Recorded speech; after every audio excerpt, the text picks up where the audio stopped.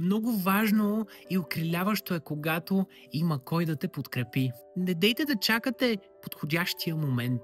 Той винаги е сега. Следващия най-добър е този след него.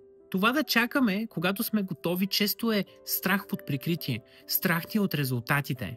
А ние ще успеем да видим какви са те едва когато започнем да вървим след тях. В този смисъл, каквото и да е нещото, което искате да направите, просто започнете. Правете го изплашени, притеснени, изморени. Нека да бъде несъвършено. Ще го подобрите след това. Но започнете, за да усетите удовлетворението от този процес. Това е много важно в контекста на това да премахвате бариерите в своя живот. И сами ще видите, че ще ви се получи. Можете го.